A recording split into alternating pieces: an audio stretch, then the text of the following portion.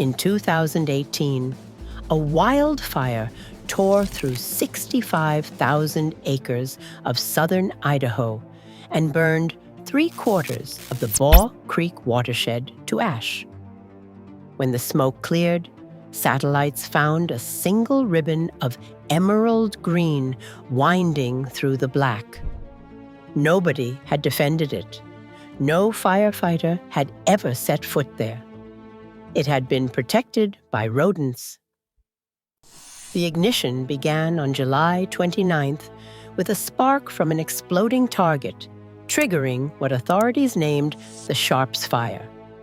Fueled by dry winds, the blaze raced through the parched valleys of the Sawtooth National Forest, forcing immediate ranch evacuations and eventually costing more than $9 million to suppress.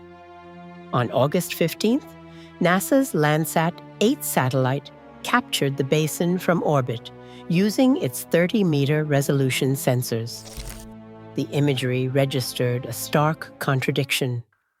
Running directly through the fresh black scar was a narrow, unburned corridor about 150 meters wide.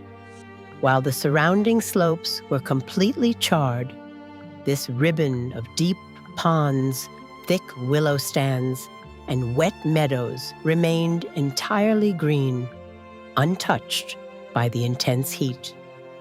In the scientific community, this untouched sanctuary became known as the Emerald Refuge. It has since served as a foundational piece of evidence in fire ecology, forcing researchers to study how a fragile, wet corridor could withstand a high-severity blaze that melted surrounding soils, transforming a local oddity into a serious study of survival. The physical process begins with the felling of trees. Using self-sharpening, iron-enriched teeth, beavers cut down targeted riparian species like cottonwood, aspen, and willow. They drag these heavy limbs into the active channel, systematically positioning them against the current before packing the gaps with smaller branches, stones, and thick river mud. This dense barrier slows the downstream flow of water. Unable to pass freely, the creek backs up behind the newly formed dam, spilling over the low-lying banks and spreading laterally across the valley floor. But the visible pond is only the surface of the transformation. The weight of the impounded water forces moisture downward and outward, raising the local water table for dozens of meters beyond the pond's edge. This persistent subsurface uplift saturates the surrounding soil, maintaining high moisture levels in the ground even during the driest summer months. In these saturated zones, deep-rooted plants draw on a reliable reservoir of water, allowing them to remain lush, green, and hydrated, while upland vegetation dries out. This wet ground directly interrupts what would otherwise be a continuous carpet of dry fuel. When a wildfire sweeps down the canyon slopes, it encounters an abrupt transition from parched grasses to waterlogged soils and succulent vegetation, a natural firebreak built entirely through the daily labor of a working animal. In 2020, researchers Emily Fairfax and Andrew Whittle published a study in the journal Ecological Applications titled Smokey the Beaver, to determine whether these green refuges were rare anomalies or part of a predictable pattern. They analyzed satellite observations of vegetation, greenness across 5 large wildfires in the western United States. Their method compared stream reaches fortified by beaver dams directly with nearby, undammed channels of similar elevation, slope, and plant cover. By tracking the satellite greenness index before, during, and after the flames swept through, they established a stark mathematical margin. On average, The stream corridors without beaver dams lost greenness 3.05 times more than the corridors with active beaver colonies. This survival pattern proved remarkably steady. It held true across varying levels of burn severity, and it worked equally well in low-elevation sagebrush country as it did in dense, high-altitude conifer forests. The data provided the first broad scientific proof that the waterlogged soils of beaver wetlands act as a reliable shield against fire. Instead of relying on localized anecdotes, fire ecology now had concrete, peer-reviewed evidence that beaver engineering systematically protects riparian environments from the worst of a wildfire's heat. When flames sweep through a canyon, these wet corridors become immediate survival zones. Beneath the smoky air, cool pools and thick mud protect creatures that cannot outrun the heat. Native fish find refuge in the cold, slow-moving channels, while frogs, salamanders, and snakes bury themselves in the saturated banks. On the surface, deer, elk, and birds gather along the damp margins. Even domestic cattle, trapped on the burning range, survive by crowding directly into the beaver ponds. The surrounding floodplain, soaked from beneath, burns with far less intensity than the dry upland slopes. This reduction in fire behavior changes the tactics on the ground. For wildland fire crews, these reliable, wet margins provide a natural anchor point, offering a safe zone where they can establish a defensive line that will actually hold against the advancing flames.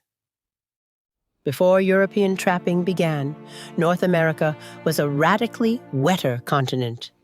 Historical estimates of the native beaver population range from 60 million to as many as 400 million.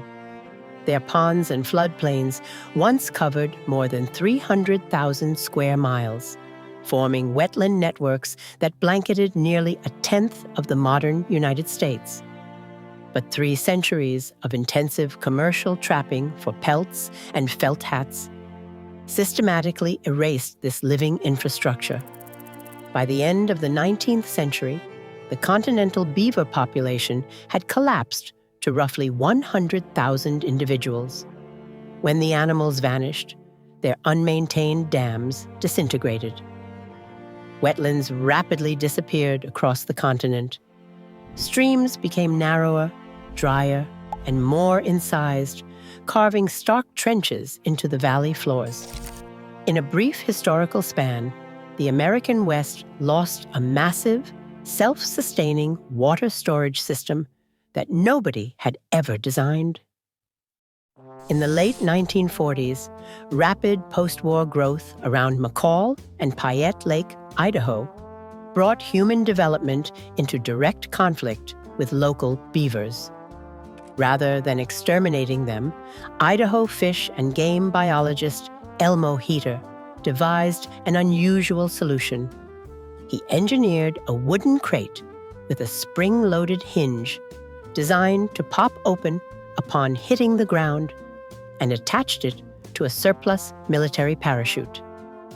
After successful test drops with a single beaver named Geronimo, the project went live. On August 14, 1948, a twin-engine Beechcraft flew over the remote Chamberlain Basin, dropping 76 beavers into the wilderness. 75 survived the fall. These aerial pioneers quickly built dams, establishing a wetland network that still supports the largest roadless forest in the lower 48 states. Today, wildlife managers deploy targeted relocation strategies to rebuild these lost natural networks. Idaho and Wyoming run active translocation programs, moving nuisance beavers from towns and agricultural areas into dry headwater streams where water is desperately needed. Montana Fish, Wildlife, and Parks is currently evaluating a similar statewide transplant program to expand these efforts. In areas where releasing live animals is not possible, restoration crews install beaver dam analogs. Built from hand-driven wooden posts and woven willow, these structures mimic real beaver dams, slowing the flow of water and often attracting wild beavers back to the creek on their own. In New Mexico's Sangre de Cristo Mountains, these simple installations are already raising local water tables and expanding wetlands. To direct these efforts, a Stanford-led mapping project uses high-resolution imagery to identify exactly which streams will gain the most water storage and fire resilience per animal. But beavers are not a substitute for fire crews. Forest thinning, prescribed burns, or defensible space around homes. Their physical influence remains confined to valley bottoms and stream corridors, completely separate from the dry ridges and steep slopes where the most extreme fire runs occur. Beyond topography, their engineering frequently clashes with human property. When dams flood roads, pastures, and culverts, landowner tolerance becomes the actual limit of their scale. They offer cheap, self-repairing, and self-replicating infrastructure, operating within strict geographic and social boundaries. In a drying West, the future of wildfire defense may not rely on high-tech machinery, but on a humble, self-repairing partner. By letting beavers work, we gain a resilient, low-cost ally against a burning landscape. Subscribe for more untold stories of our changing planet.